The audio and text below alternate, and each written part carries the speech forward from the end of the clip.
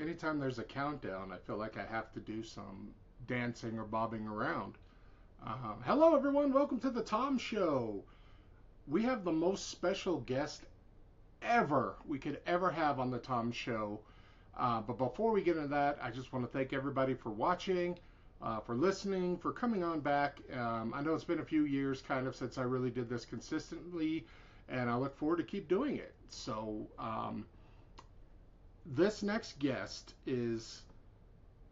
was a huge person in my life, very influential, just pretty cool. Sometimes an asshole, but let me bring them on. Um, since it's Father's Day, I thought it would be great to have my dad on the show with me. So everybody, if you could, welcome Tom Paul Willis the second.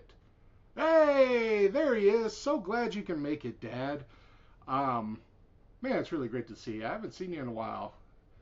Got to come down there and give you a hug one day. So I do a hobby show.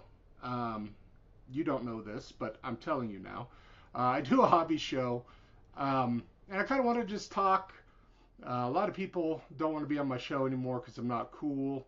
So I thought, hey, it's Father's Day. You know what? Let's do a tribute to the old dad. Get him on the show and we'll talk. Good old times. Um, so just kind of want to start out when it comes to like hobbies and collecting. When it comes to my dad, what I really remember first was video games. Dude had an Atari when I was a baby. My older brothers, they're both dead too, so I just don't have a picture of that for them. Um, we'd play the video games, and then when the Nintendo Entertainment System came out, he bought it, but it was for him, and he told all us boys that. So we knew that we couldn't take control of the machine because it was Dad's. Dad would beat our ass. So it was his Nintendo. It's mine now. I pried it from his cold dead hands. But that's what I really remember was video games. You got into RBI baseball like crazy. You pulled out your camcorder in 1988 or whatever it was to record yourself throwing a perfect game. You had the box lined out there. Um, Zelda, you and I had Zelda together. Like you would leave me maps, detailed maps after I went to bed. So I would play it after school. Then we do dinner and stuff, and I go to bed, and then my dad would play it at the night and write maps. Draw maps out and give me notes of everywhere he went or what he did. So when I woke up the next morning, in the summer or on a Saturday, it might have been the summer we played this together. I could just pick up his notes and go through it and take care of it. I'm pretty sure he got all the way to Ganon and didn't kill Ganon just to let me do it. So that was pretty cool.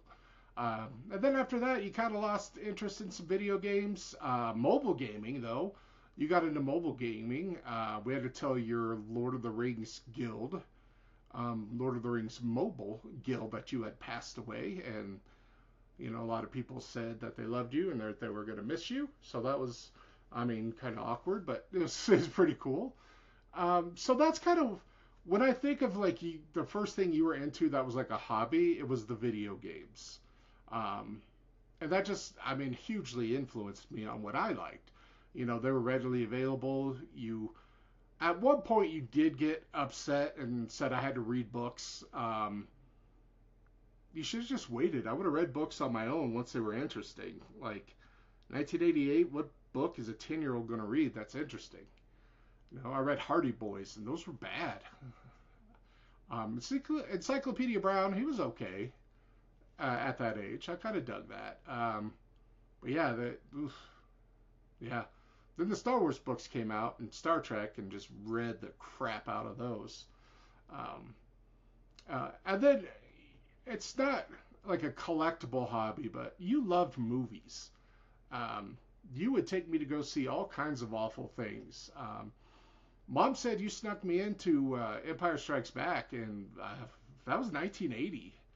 So I was like 1.5 or something, and you just walked in there with the baby and watched it because you wanted to see it. She said you wanted to go see it, and you had me, so it was like, all right, I'm taking the baby. I remember you taking me to Wrath of Khan because I remember the little worm or scorpion bug thing crawling out of Chekhov's ear. So that was fun. Um, but yeah, early memories, video games and movies. Um, this you would get so tickled by a scene and would rewind it over and over and over again. My first memory of that is Raiders of the Lost Ark, where the guy has a sword, does all his sword moves, and Indiana Jones just casually pulls out his gun and shoots him and turns. You rewound that like 20 times, and we watched it over and over again. Even as a kid, I thought it was pretty funny. But the real good one was Blazing Saddles. The farting at the campfire scene, I was definitely age appropriate to understand and enjoy that. Just the farting everywhere. I don't know how long we watched it. We probably watched that scene longer than the movie actually was. But yeah, just taking us to movies. You wanted to be a cool dad for your older sons, my half brothers. So they were 5 and 3 years older than me. So take us to go see Rambo: First Blood Part 2. We saw Predator. We watched Commando. Like all those action movies, you just didn't seem to care. You let me watch the horror movies with mom, like you guys would settle down. I don't know if you were really a horror guy. Mom was, the horror fan. But yeah, watch some crazy horror movies that I shouldn't have at that age. Like, oh, Tom, he's 4 or 5. He's not going to remember. I remember. Um, and no movie has ever scared me, you know? Never been scared of a movie. I guess that's when you see horrible things when you're, 4, 5, and 6, that you're just not worried about anything else. Growing up, you're kind of desensitized to the ghosts and spookiness and the violence. Um, so, and then in the mid 80s, we were taking my older brothers back to Missouri. The school year in Missouri, and they would come visit us for the summer. We happened to live in Tennessee at the time.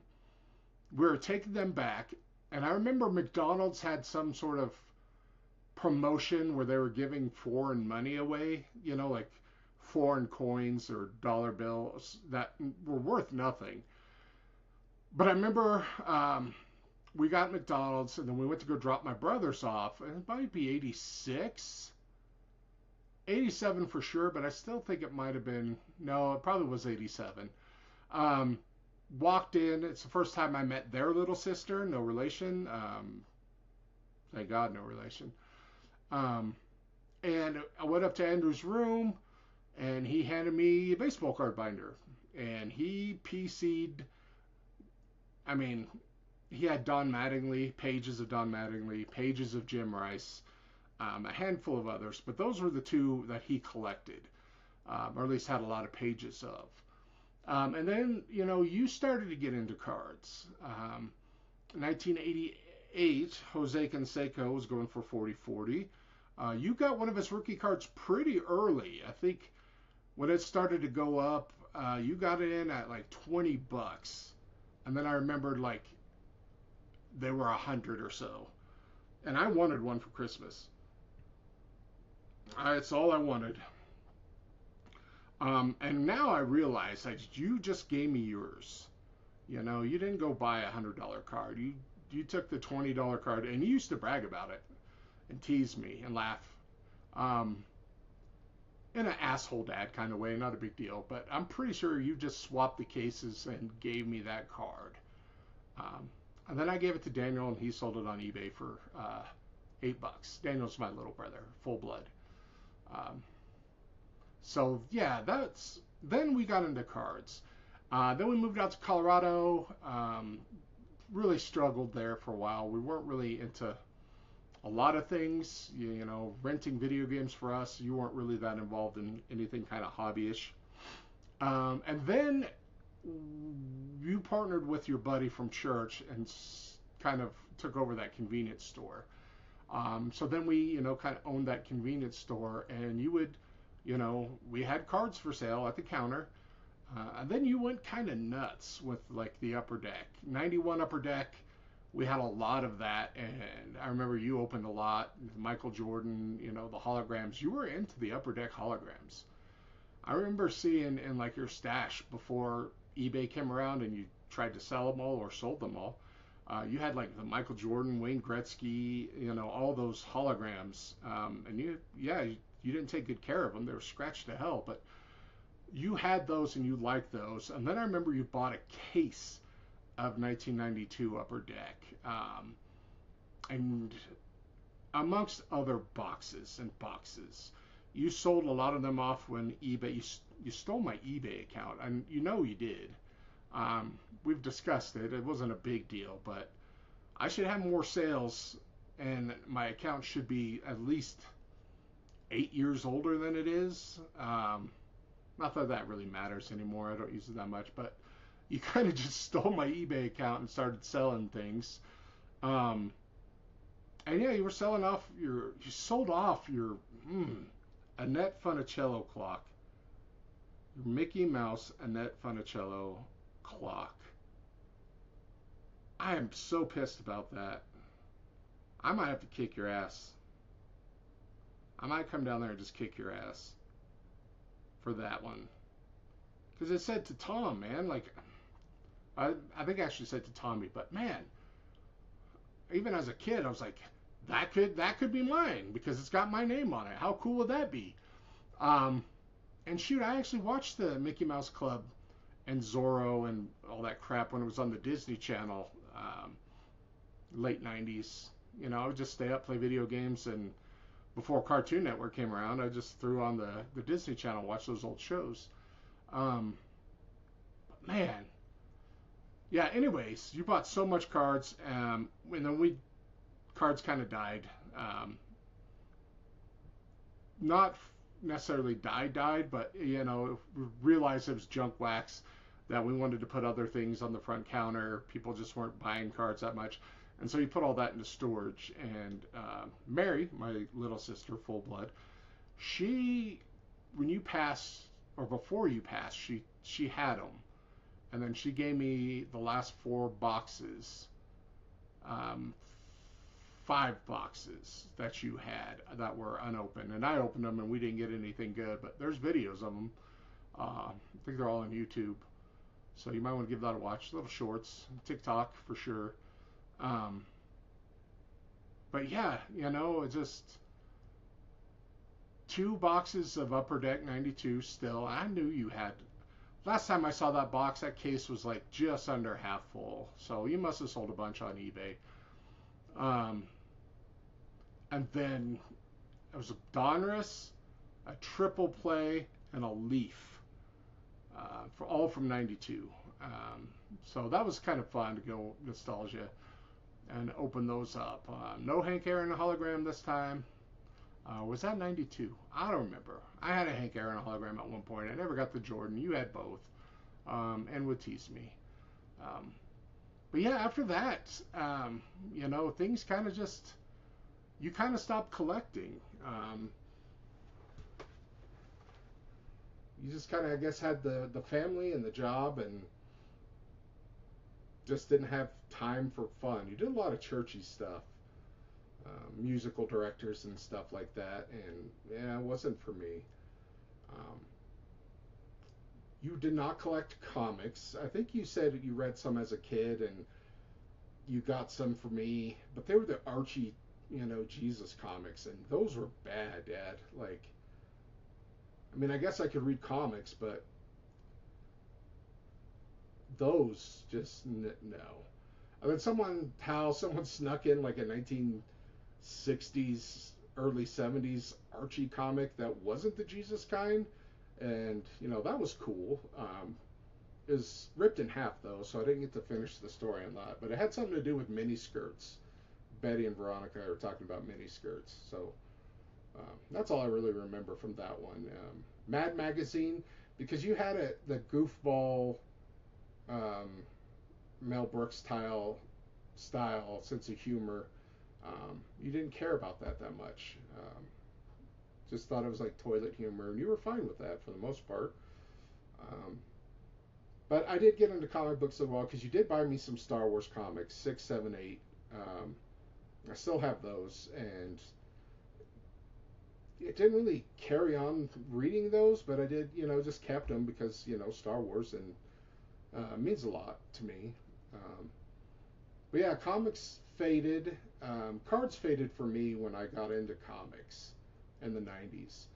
So I stopped collecting baseball at 92. I think we were just oversaturated with 92 stuff that we just like kind of wanted out. And then 93, 94, maybe 92. I don't know. Whenever Shaquille O'Neal was, I went to basketball and then I also did football. Fleer Ultra, I really was into that set. In 94, I think it was Rick Meyer or Drew Bledsoe's rookie year. I mean, they're in the same rookie class. I pulled that rookie redemption thing and never sent it in, so kind of dumb on my part. But yeah, I just started collecting that, and then 95, I think it was just comics. We got comics finally at the convenience store.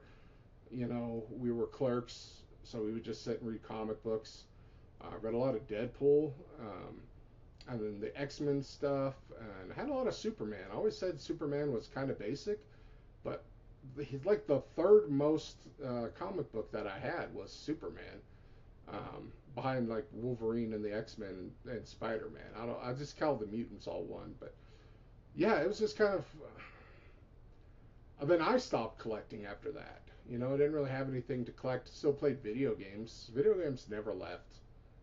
That's one thing that you brought to me that I've kind of always had in my life in one way or another. Just a nice, relaxing video game. Um, so that's there. Another thing that I kind of collect is Steve Martin. You were big into the Jerk. You have his Let's Get Small album. It's like signed and autographed, but I'm pretty sure you just signed it for Andrew or someone signed it and gave it to you as a gift. I don't know. I'll have to look at it when I can get it out of storage. But you made Andrew a huge Steve Martin fan. I was a Steve Martin fan. I watched the movies when I was, a kid, The Man with Two Brains and all that stuff. I love that comedy album. I still have your Richard Pryor too. Got me into that. You also got me into Bill Cosby's comedy CDs, and Dad, not a good thing. Um, yeah, not a good thing. But yeah, I started collecting Steve Martin stuff now. I got an autographed book. I have a handful of his books already. Andrew, was an influence there too because you loved it so much. Andrew's my oldest brother, half brother who's dead. Um, and yeah, just kind of remembering the things I liked as a kid that mean a lot. And it's partially because of you. Yeah, you know, makes me feel good to watch Mel Brooks movies, even if it's by myself, not sharing it with anybody. It's fun to share stuff. Um, but yeah, just that was like the hobbies for us. It was video games in the late '70s, early '80s, um, and late '80s, I guess. Then yeah, cards for a while, maybe only like 6, 7 years, I guess, maybe 8. Then I got into comics. You weren't, you were trying to take care of 5 kids and all that crap. Well, 3 and then 5. And boy, those brothers of mine were just assholes. Just man, they put you through so much. And that's why I was like such a goody goody nerd. I just didn't want to be an asshole like my brothers. Getting in trouble all the time and make you guys worry. I just wanted to stay home and play video games. So, they all your kids smoked and did drugs, and I didn't. Never smoked. Started drinking underage a little bit, but whatever. I got new friends that worked at the store. They were older than me. Um, but yeah, Oh, other things I collected from you, mental illnesses. Um, you went undiagnosed your whole life, and they diagnosed me. Um, it helps me to understand you a little bit better. You know, when I remember you like being such an asshole and how quickly things could switch up and your depression and all those things that at the time I didn't really know what they were. Um, you know, even as a early 20s, late teen, just didn't realize what was going on. But yeah, just wanted to do a little Father's Day podcast with my dad. Gonna wrap it up here in a second. Dad, I did get this John Elway for you in like the early 2000s off my, I don't know if it was my original eBay account or my second one that I had to remake um, after you stole mine. But we got you this. I thought a 7 was a good grade, and John Elway 7. And yeah, you just kept it in your sock drawer until you passed away. And then I took that. Um, I was like, I got it for Dad. I'm taking it. Um, Mary took your Trill Davis autograph. I was like, whatever. I also got you that. She still took it, but you know, I got the one thing I really wanted. So yeah, anything you want to say? Tell me how proud you are of me. How much you miss me or anything like that. Yeah, it doesn't sound like you, anyways. I'm just kidding. You became very lovely. Uh, you know, when I was an adult, you know, we kind of got over the butting heads thing. So really enjoyed our life together. Just say that. There's some down spots, but for the most part, I love you. But yeah, thanks for popping on, Papa. And I hope if anybody has any questions or anything, you could just, you know, check me out on Twitter at Tom P. Willis. Yeah, I love everyone. Love you, Dad. And yeah, hopefully next week we'll have a guest and it won't just be me rambling. Good night.